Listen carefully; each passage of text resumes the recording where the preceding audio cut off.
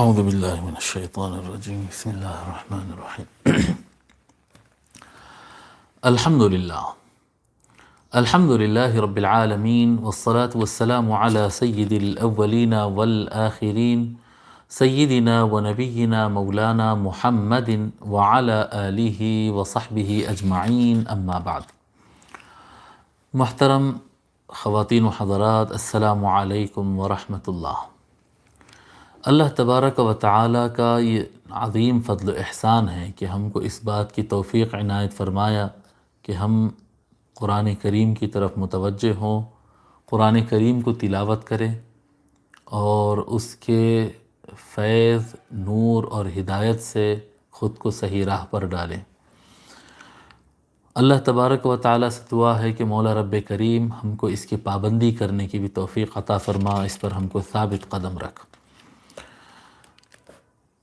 انشاءاللہ تعالی جیسے کہ ہم بتائے کہ قرآن کریم کا ہم سلسلے وار مطالعہ کریں گے اور انشاءاللہ تعالی اس طرح سے ہم مکمل قرآن کریم کا مطالعہ کریں گے. تو اس میں چند باتیں جو ہے قرآن کریم شروع کرنے سے پہلے انشاءاللہ تعالی بطور مقدمے کے چند باتیں آپ حضرات سے عرض کروں گا. سب سے پہلی بات یہ ہے کہ قرآن یہ لفظ کیا ہے؟ قرآن قاف، رے اور الف پر کھڑا زبر اور نون، قرآن اس طرح سے عربی میں لکھتے ہیں اس کو، عربی اور اردو میں. اور یہ قرآن کا لفظ علماء کرام بتاتے ہیں کہ یہ قرأ سے بنا، قرأ قاف را حمزہ، قرأ کے عربی زبان میں معنی آتے ہیں پڑھا. تو قاف را اور حمزہ جب قرأ پڑھا سے اور پڑھنے سے یہ لفظ نکلا ہے تو اس کے اوپر الف نون زائدتان ہے، یعنی الف نون اضافہ کیا گیا. قرأ اصل تھا، پھر آن اس میں اضافہ کیا گیا. یہ جو الف اور نون اضافہ کرتے ہیں یہ معنی میں قوت پیدا کرنے کے لیے کیا جاتا ہے. قرآن، تو قرآن کا معنی ہوگا اس صورت میں، قرآن کا معنی ہوگا بہت زیادہ پڑھی جانے والی کتاب. قرآن کا معنی ہوا سب سے زیادہ پڑھی جانے والی کتاب. اور یقینی بات ہے کہ دنیا بھر کے اندر یہ بات مسلمہ ہے کہ قدیم زمانے سے آج تک اتنی کتاب نہ کوئی پڑھی گئی ہے، نہ آگے کوئی امکان ہے کہ ایسی کوئی کتاب ہو جس کو اتنا زیادہ پڑھا جائے گا. قرآن کریم اتنا زیادہ پڑھا جائے گا، سمجھنے والے بھی پڑھتے ہیں، نہیں سمجھنے والے بھی پڑھتے ہیں، جی بالارادہ بھی لوگ پڑھتے ہیں، بغیر ارادہ بھی لوگ پڑھ لیتے ہیں. تو یہ قرآن کریم کا بڑا یعنی اس کے معجزات میں سے ہے. قرآن کریم کے معجزات میں سے، یعنی اللہ تبارک و تعالی جو اپنی قدرت کے مظاہر رکھا ہے. حضور اکرم صلی اللہ علیہ وآلہ وسلم کا سب سے بڑا معجزہ قرآن کریم کو بنا کر عطا فرمایا ہے. وہ چمتکاروں میں سے اور وہ معجزات میں سے یہ بھی ایک معجزہ ہے کہ قرآن کریم کو جاننے والا بھی پڑھتا ہے اور نہیں جاننے والا بھی پڑھتا ہے. آپ تصور کریں نا کہ انگریزی کون پڑھے گا؟ انگریزی وہی پڑھے گا جس کو انگریزی آتی ہے، اور اردو وہی پڑھے گا جس کو اردو آتی ہے، تیلگو وہی پڑھے گا جس کو تیلگو آتی ہے. جی مگر قرآن کریم کا مسئلہ ایسا ہے کہ چاہے کوئی زبان والا ہو قرآن پڑھ لیتا ہے. جی عجیب بات ہے یہ. عربی جاننے والا بھی قرآن پڑھتا ہے، عربی کا ایک لفظ یعنی عربی کا کوئی ایک لفظ کا معنی نہیں پتہ ہے اس کو. کتاب کس کو بولتے ہیں، قلم کس کو بولتے ہیں نہیں معلوم. وہ بالکل پکا تیلگو آدمی ہوگا لیکن وہ بھی قرآن پڑھ لیتا ہے. مراٹھی ہوگا وہ بھی قرآن پڑھ لے گا، جاپانی ہوگا وہ بھی قرآن پڑھ لے گا. تو یہ قرآن کریم کے معجزات میں سے ہے کہ ہر زبان والا اس کو پڑھتا ہے. پھر فن کے اعتبار سے کتاب پڑھنے والے افراد وہ ہوتے ہیں، جیسا کہ اگر میں لاء کا ایکسپرٹ ہوں تو میں لاء کی کتابیں پڑھوں گا، یا لاء کا اسٹوڈنٹ ہوں تو لاء کی کتابیں پڑھوں گا. سائنس کا اسٹوڈنٹ ہوں تو سائنس کی کتابیں پڑھوں گا. جی اور کیا کہتے ہیں لٹریچر کا اگر میں شوقین ہوں اور اس کا طالب علم ہوں تو پھر میں لٹریچر پڑھوں گا، قصے پڑھوں گا، کہانیاں پڑھوں گا، اشعار پڑھوں گا. لیکن قرآن کریم کا عجب معاملہ ہے. جی اچھا ٹھیک ہے، اگر لٹریچر والا سائنس پڑھے تو وہ اس کے لیے کوئی مفید نہیں ہوتا ہے. جی اس سے اس کا کوئی تعلق نہیں ہوتا ہے، وہ نہیں پڑھ پاتا ہے. مگر قرآن کریم ایک ایسی عجیب کتاب ہے کہ کوئی علم والا ہو، جہاں جس فیلڈ کا بھی ہو، کوئی بھی فیلڈ کا نہ ہو، ہر آدمی قرآن کریم کو پڑھ لے سکتا ہے. ہر آدمی قرآن کریم کو پڑھ سکتا ہے۔ اور اللہ تبارک و تعالیٰ اس سے متعلق فرمایا وَلَقَدْ يَسَّرْنَا الْقُرْآنَ لِلذِّكْرِ فَهَلْ مِن مُدَّكِرٍ، ہم نے قرآن کریم کو نصیحت حاصل کرنے کے لیے، پڑھنے کے لیے ہم نے آسان کر دیا، ہم نے آسان کر دیا۔ اور یقینی بات ہے کہ جو قرآن کی آسانی ہے اور قرآن کریم کو سمجھنے میں، جو قرآن کریم کو پڑھنے میں، قرآن کریم کو سمجھنے میں جو اتنی زیادہ آسانی ہے کہ ہر آدمی اس کو پڑھ سکتا ہے، تھوڑا سا کوشش کرنے پر ہر آدمی سمجھ سکتا ہے، اس کی وجہ کیا ہے؟ اس کی وجہ اللہ تبارک و تعالیٰ نے اپنے محبوب کو بنایا ہے۔ اللہ تبارک و تعالیٰ فرمایا فَإِنَّمَا يَسَّرْنَاهُ بِلِسَانِكَ، اے نبی صلی اللہ علیہ وآلہ وسلم، اے محبوب، بس بے شک ہم نے آپ کی زبان مبارک سے اس قرآن کو آسان کر دیا ہے۔ یہ قرآن کریم کو اللہ تبارک و تعالیٰ نے سرکار کی زبان مبارک کی برکت سے، اللہ تعالیٰ کا ہی مقصد تھا اس کو آسان کرنا، براہ راست آسان بھی کر دے سکتا اللہ تبارک و تعالیٰ، لیکن اللہ تبارک و تعالیٰ جیسے سارے رحمتوں میں اپنے محبوب کو، اپنے نبی کو واسطہ بناتا، اس طرح سے اس میں بھی واسطہ بنایا اور فرمایا فَإِنَّمَا يَسَّرْنَاهُ بِلِسَانِكَ، بے شک ہم نے اس قرآن کریم کو آسان کر دیا ہے آپ کی زبان کے ذریعے، آپ کی زبان کے ذریعے۔ نبی اکرم صلی اللہ علیہ وآلہ وسلم کے قلب اطہر پر قرآن کریم نازل ہوتا، اور نازل ہونے کے بعد جب آقا صلی اللہ علیہ وآلہ وسلم اس کو تلاوت کرتے تو پھر وہ اتنا آسان ہو گیا کہ آج ہم دیکھتے ہیں کہ 10-12 سال عمر کے بچے بھی حافظ بن جاتے ہیں، جس کو عربی نہیں آتا وہ بھی قرآن کریم پڑھ لیتا ہے، ان پڑھ سے ان پڑھ، جاہل سے جاہل آدمی بھی سورہ فاتحہ اور قل اللہ احد تو پڑھ ہی لیتا ہے۔ تو یہ قرآن کریم کے چمتکاروں میں سے چمتکار ہے،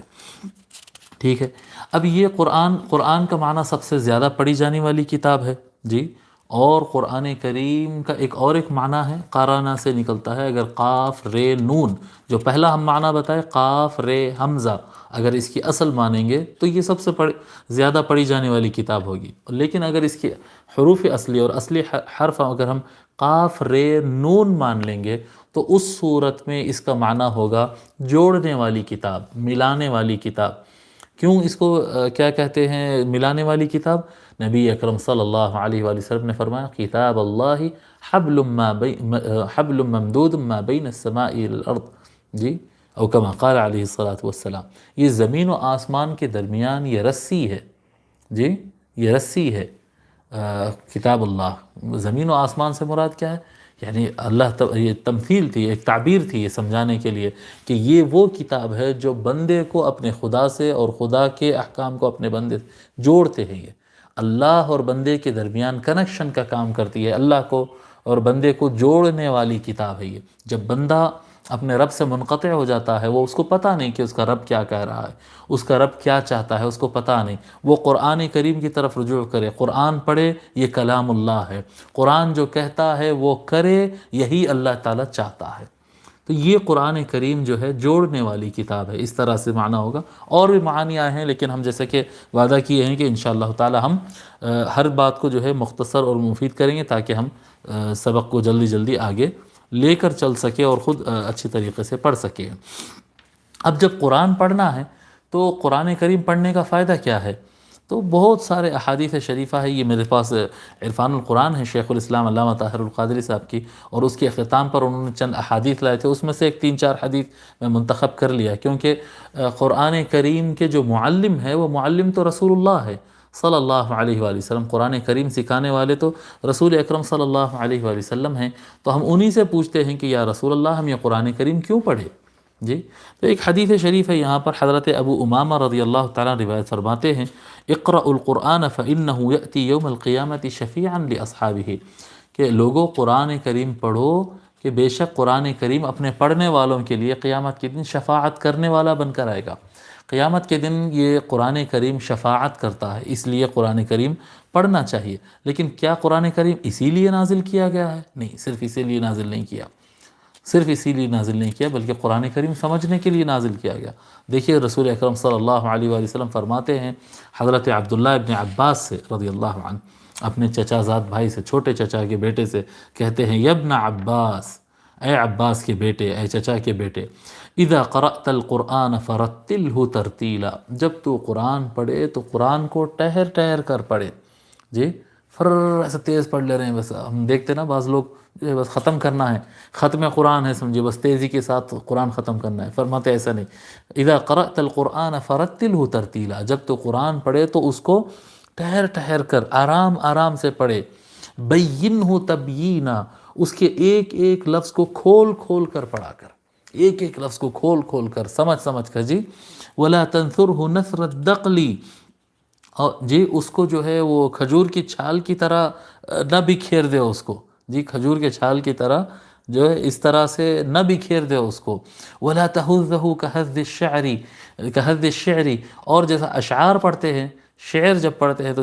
ہمارے پاس ہم دیکھتے ہیں کہ شعر کو رک رک کر پڑھا جاتا ہے، اسی کو تیز فرما رہے ہیں آقا صلی اللہ علیہ وسلم، شعر نہیں کہتے، عرض کیا ہے ایک شعر کہتے ہیں، پھر دہراتے ہیں، پھر سمجھتے ہیں، پھر اس پر سبحان اللہ ماشاء اللہ واہ واہ ہوتا ہے، پھر دوسرا مصرع آتا ہے، یہ جو فرما رہے ہیں کہ یہ بھی بہت تیز ہے، ولا تہزہ کہز الشعر، جی شعر جیسا جلدی جلدی پڑھتے ہیں اس طرح سے نہ پڑھو، بلکہ کیسے فرماتے ہیں قفو عند عجائبہ، قرآن کریم کے جو عجائب ہے، جو چمتکار ہے، اس کے ایک ایک لفظ کے بیچ میں جو چھپے ہوئے معانی ہے، جی چمتکار ملیں گے قرآن کے اندر، ان معانی کے پاس، ان عجائب اور ان معانی اور چمتکاروں کے پاس رکو،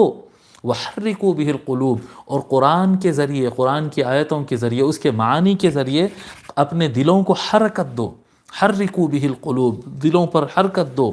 جی ولا یکونن ہم احدکم آخر السورہ، اور تم میں سے کسی کی انٹینشن، کسی کا ارادہ اور اس کی دھن سورہ ختم کرنے کی نہ رہے،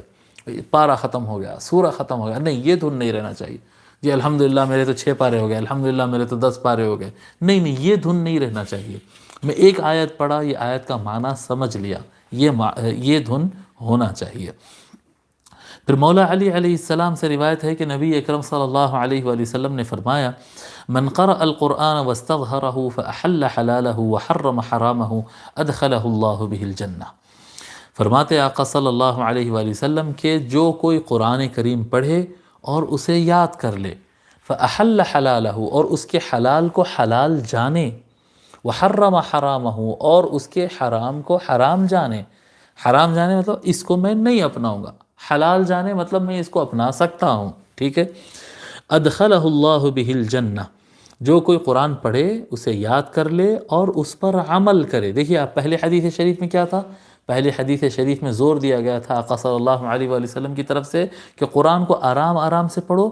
اور محنت کرو اس کو سمجھنے میں، اور سمجھتے ہوئے قرآن پڑھو، اور صرف ظاہری طور پہ نہ سمجھو بلکہ اس کا اثر دل میں لو، دل سے اس کو سمجھو، دل سے اس کو مانو، دل سے اس کو جانو، پہلے جاننے پر زور دیے، پھر فرماتے ہیں آقا صلی اللہ علیہ وآلہ وسلم کے اس کو پڑھو، اس کو یاد کر لو اور اس پر عمل کرو، جو سمجھ رہے ہیں اس پر عمل کرو، وَأَحَلَّ حَلَالَهُ وَحَرَّمَ حَرَامَهُ أَدْخَلَهُ اللَّهُ بِهِ الْجَنَّةِ، جو قرآن یاد کرے، پڑھے، یاد کرے اور اس پر عمل کر لے تو اسے چاہیے وہ اس کے لیے اللہ تبارک و تعالیٰ اس کو جنت میں داخل کر دیتا ہے، اس کو اللہ تبارک و تعالیٰ جنت میں داخل کر دیتا ہے۔ وَشَفَّعَهُ فِي عَشَرَةٍ مِّنْ أَهْلِ بَيْتِهِ كُلُّهُمْ قَدْ وَجَبَتْ لَهُ النَّارُ، اور اس کی شفاعت ایسے، اس کے خاندان کے ایسے افراد کے لیے اس کی شفاعت، ریکمنڈیشن اور ریکویسٹ اللہ تبارک و تعالیٰ قبول کرے گا، منظور کرے گا، ایسے اس کے خاندان میں سے ایسے 10 افراد کے لیے جن کے 10 کے 10 جو ہے جہنم جن پر واجب ہو چکی تھی، یعنی اللہ فیصلہ کر دیا کہ ان کو جہنم میں ڈال دیا جائے، فیصلہ ہو گیا، لیکن اگر قرآن پڑھنے والا اور قرآن کا جاننے والا اور اس پر عمل کرنے والا آدمی کہتا ہے کہ مولا میری ریکویسٹ ہے کہ یہ ان کے بارے میں فیصلہ ہو گیا ہے جہنم میں جانے کا، مولا میری ریکویسٹ ہے کہ اس کو چھوڑ دیں اور اس کو جہنم سے آزاد کرے، اللہ تبارک و تعالیٰ ان کی ریکویسٹ اور ریکمنڈیشن کو اور شفاعت کو قبول فرمائے گا، قبول فرمائے گا۔ یہ بڑی زبردست بات ہے، اور یہ استظہار یعنی قرآن کریم کو یاد رکھنے کا میں معنی بتاتا ہوں آپ کو، ضروری نہیں ہے کہ ہر آدمی مکمل حافظ قرآن ہو جائے، من قرأ القرآن واستظہرہ، یہاں پر جو حدیث میں ہے کہ قرآن پڑھے اور اسے یاد کر لے، بہت اچھی بات ہے کہ مکمل حافظ بن جائے آدمی، اگر مکمل حافظ نہیں بن سکتا ہے تو کچھ حصوں کا حافظ بن سکتا ہے، اور میں اپنی طرف سے ایک آگے کی بات بتا رہا ہوں کہ اگر وہ کچھ حصہ یعنی قرآن کریم کو عربی میں اگر یاد کر لیتا ہے بڑی اچھی بات ہے، ویسا ہی ہونا چاہیے، لیکن اگر وہ یاد نہیں کر سکتا ہے تو اسے چاہیے کہ کم از کم اس کے مفاہیم اور معانی تو یاد کر لے، یعنی جب کبھی کوئی کام کرنے جائے، ارے قرآن کریم میں تو ایسا کرنے کا حکم ہے، قرآن کریم میں تو ایسا نہیں کرنے کا حکم ہے، یعنی اس کو یہ یاد رہے۔ قرآن کریم یاد کرنے کا معنی یہ ہے کہ جس وقت وہ کام کرنے جائے تو قرآن کا آرڈر اسے معلوم ہونا چاہیے کہ اللہ تبارک و تعالیٰ تجھ سے فلاں سچویشن میں کیا چاہتا ہے، فلاں موقف میں اللہ تعالیٰ تجھ سے کیا چاہتا ہے، یہ بندے کو معلوم ہونا چاہیے۔ یہ بھی ایک استظہار کا معنی ہو سکتا ہے۔ پھر حضرت سیدنا عثمان بن عفان رضی اللہ تعالیٰ عنہ سے روایت ہے کہ نبی اکرم صلی اللہ علیہ وآلہ وسلم نے فرمایا، خیرکم من تعلم القرآن وعلمہ، تم میں بہترین شخص وہ ہے، بہترین انسان وہ ہے جو قرآن سیکھے اور سکھائے۔ اللہ تبارک و تعالی ہم کو بھی ایک اچھا طالب علم بننے اور قرآن کا اچھا اسٹوڈنٹ بننے کی توفیق عطا فرمائے۔ حضرت ابو ذر رضی اللہ تعالیٰ روایت فرماتے ہیں کہ رسول اکرم صلی اللہ علیہ وآلہ وسلم نے ارشاد فرمایا، یا ابا ذر لأن تغدو فتعلم آیة من کتاب اللہ خیر لک من ان تصلی 100 رکعہ۔ اے ابو ذر،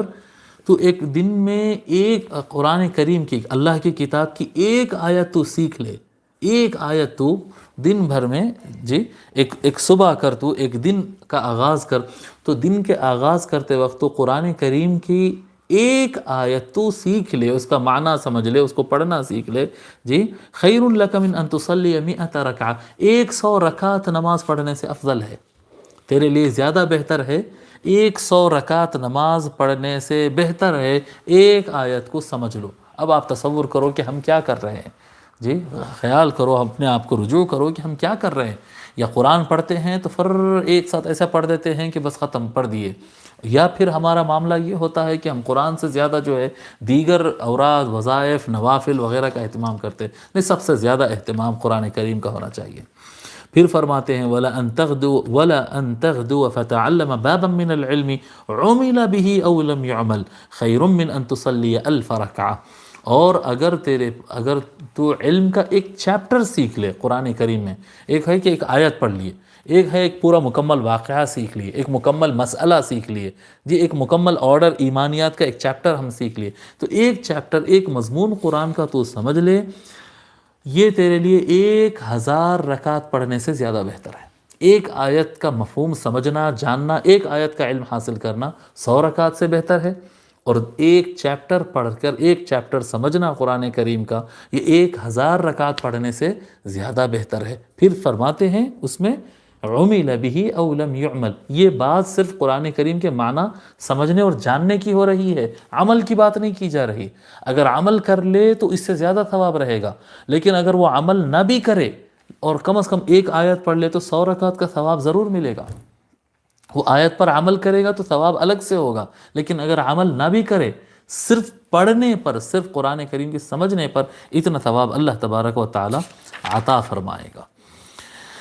حضرت عبداللہ ابن بریدہ رضی اللہ تعالی روایت فرماتے ہیں، من قرأ القرآن وتعلمہ وعمل به البس یوم القیامت تاجا من نور ضوءه مثل ضوء الشمس، جو کوئی قرآن کریم پڑھتا ہے اور اس کا علم حاصل کر لیتا ہے، سیکھ لیتا ہے اور اس پر عمل کرتا ہے، اس کو قیامت کے دن ایک ایسا تاج پہنایا جائے گا جس کی روشنی کے آگے، جس کی روشنی سورج کی روشنی کی طرح ہوگی، وہ تاج ایسا چمکے گا جیسا سورج چمکتا ہے۔ وَيُكْسَى وَالِدَيْهِ حُلَّتَانِ لَا يُقَوَّمُ بِهِمَا فِي الدُّنْيَا، اور اس کے جو قرآن پڑھتا ہے اس کے والدین کے لیے، قرآن پڑھتا ہے اس کے والدین کو ایسا جنتی لباس، ایسا لباس پہنایا جائے گا اس کو کہ دنیا میں اس کی کوئی قیمت لگا نہیں سکتا، اتنا شاندار لباس اس کے والدین کو پہنایا جاتا ہے۔ فَيَقُولَانِ بِمَا كُسِينَا هَذَا، وہ لوگ پوچھیں گے کہ یہ ہم کو کس بات کے انعام میں اتنا اچھا ڈریس قیامت کے دن ہم کو پہنایا گیا، ہم تو ایسا کوئی عمل نہیں کرے، وہ تعجب کریں گے۔ فَيُقَالُ بِأَخْذِ وَلَدِكُمَا الْقُرْآنَ، ان سے کہا جائے گا کہ یہ تمہارا بیٹا جو قرآن پڑھتا تھا اور اس پر عمل کرتا تھا، اس وجہ سے تم کو یہ انعام مل رہا ہے۔ جی آج کل ہم اپنے والدین کی ایصال ثواب بھی کرنا ہے تو وہ ایک 500، 1000، 1500 روپے دے کر وہ ایک جماعت کو بلاتے ہیں اور قرآن پڑھ کر بھیجا دیتے ہیں۔ نہیں، ایسا نہیں کرنا۔ بِأَخْذِ وَلَدِكُمَا الْقُرْآنَ، یہ بیٹا خود قرآن پڑھے، بیٹا خود قرآن سمجھے، اب دیکھو اس کے بعد والدین کے اوپر اللہ تبارک و تعالیٰ کیسا کرم کرتا ہے۔ حضرت عمران بن حسین کہتے ہیں کہ وہ ایک مرتبہ ایک کیا کہتے ہیں، ایک قاص کے پاس گزرے ہیں۔ قاص کیا کہتے ہیں، وہ قرآن کریم کے قصے بیان کرنے والے، انہ مر علی قاص وفی روایت علی قارئ یقرأ، قاری قرآن کے پاس گزرے ہیں کہ وہ قرآن پڑھ کے سنا رہا تھا، یا پھر ایک ایسے شخص کے پاس گزرے ہیں جو قرآن کے قصے، قرآن کے واقعات سنا رہا تھا. ثم سأل فاسترجع ثم سأل فاسترجع ثم قال، جی ثم سأل، وہ شخص جو ہے قرآن کریم کے واقعات سنایا، قرآن کریم سنایا، سوال سنا کے بولا کہ ٹھیک ہے اب میرے پیسے دے دو بھائی، میں قرآن سنایا. ہدیہ کہاں ہے، نذرانہ کہاں ہے، ہدیہ کہاں ہے، چلو میں تم کو ایک پارہ سناتا ہوں، میں ایک قرآن پڑھ لیتا ہوں، میرا ہدیہ کتنا رہیں گا، نذرانہ کتنا رہیں گا. یہی ہوتا نا. وہ شخص سوال کیا فاسترجع. حضرت عمران بن حسین رضی اللہ تعالیٰ عنہ، انا للہ و انا الیہ راجعون، کہ قرآن پڑھ کر اس کی جو فیس مانگتے ہیں، یا قرآن کی فیس فکس کرتے ہیں، یا قرآن پڑھنے، سمجھنے، سمجھانے، قرآن کی بات کو بیان کرنے کے لیے جو پیسے فکس کرتے ہیں، اس پر انا للہ پڑھے. یہ مصیبت کے وقت پڑھا جاتا ہے انا للہ، یہ ایک مصیبت ہے. ثم قال، پھر انہوں نے فرمایا، سمعت رسول اللہ صلی اللہ علیہ وآلہ وسلم یقول من قرأ القرآن فلیسأل اللہ بہ. جو رسول اکرم صلی اللہ علیہ وآلہ وسلم فرمائے کہ جو کوئی قرآن پڑھے، قرآن کے ذریعے وہ اللہ سے مانگے. قرآن پڑھے تو قرآن کے بدلے میں اور قرآن کے ذریعہ بنا کر وہ اللہ سے مانگے. اللہ میں ایک سورہ پڑھ لیا ہوں، میرے کو یہ عطا کرے، اللہ کو یہ مفہوم پڑھا ہوں اللہ سے. جب بندہ قرآن پڑھے تو اللہ سے مانگے. فَإِنَّهُ سَيَجِيءُ أَقْوَامٌ يَقْرَؤُونَ الْقُرْآنَ يَسْأَلُونَ بِهِ النَّاسِ، کہ عن قریب ایک ایسا زمانہ آنے والا ہے کہ لوگ قرآن پڑھیں گے اور قرآن کا بدلہ لوگ سے مانگا کریں گے، اس کے ذریعے لوگ سے مانگا کریں گے. یہ حدیث شریف میں اس لیے سنایا تاکہ ہمارے اندر اخلاص پیدا ہو. اخلاص پیدا ہو. یہ جو ہم قرآن کریم کا سبق اب شروع کر رہے ہیں اور قرآن کریم پڑھ رہے ہیں، اس میں ہمارا مقصد جو ہے صرف اور صرف اللہ تبارک و تعالیٰ کی رضا ہو اور اللہ تبارک و تعالیٰ کا پیغام سمجھنا ہو کہ اللہ تبارک و تعالیٰ ہم سے کیا کہنا چاہتا ہے، ہماری توجہ اسی طرف ہو اور اس کے علاوہ کوئی اور طرف نہ ہو. کوئی دنیاوی مقصد ہمارا اس قرآن کریم میں پڑھنے، اس قرآن کریم پڑھنے اور سمجھنے میں کوئی دنیاوی مقصد اور کوئی جو ہے بندوں سے کوئی حاصل کرنا اس میں ہرگز مقصود نہ ہو. یہ صرف اللہ تبارک و تعالیٰ کے لیے ہو. آئیے قرآن کریم شروع کرتے ہیں اور صرف استعاذہ اعوذ باللہ پڑھ کر آج ہم مقدمے کو مکمل کرتے ہیں. انشاءاللہ تعالیٰ کل سے ہم باضابطہ پڑھیں گے. اور میں چاہتا ہوں کہ یہ پڑھنے سے پہلے، استعاذہ سے پہلے، ہم ایک مرتبہ حضور اکرم صلی اللہ علیہ وآلہ وسلم کے نام سے ہم فاتحہ پڑھ لیں، کیونکہ قرآن کے معلم تو رسول اللہ ہے صلی اللہ علیہ وسلم. اللہ تبارک و تعالیٰ فرمایا انا نحن نزلنا الذکر وانزلنا علیک الذکر لتبین للناس ما نزل الیہم. اے محبوب، ہم نے آپ پر قرآن نازل کیا، آپ کے پاس نازل کیا قرآن، کسی اور کو نہیں، آپ کو عطا کیے تاکہ آپ لوگ کو بتائے کہ اللہ تبارک و تعالیٰ نے کیا پیغام دیا. تو قرآن کریم میں کیا پیغام ہے یہ بیان تو مصطفیٰ ہی فرمائیں گے. اس کے شارح اور معلم آقا، قرآن بھی آقا پہنچائیں گے اور قرآن کا معنی بھی آقا عطا فرمائیں گے. یہ سارا علم سینہ مصطفیٰ اور زبان مصطفیٰ اور نگاہ مصطفیٰ سے ملتا ہے. تو اسی تعلق کو مضبوط کرنے کے لیے آئیے ایک مرتبہ سورہ فاتحہ کا ہم ہدیہ کریں آقا رسول اللہ صلی اللہ علیہ وسلم کو. ربنا تقبل منا الفاتحہ. الحمدللہ.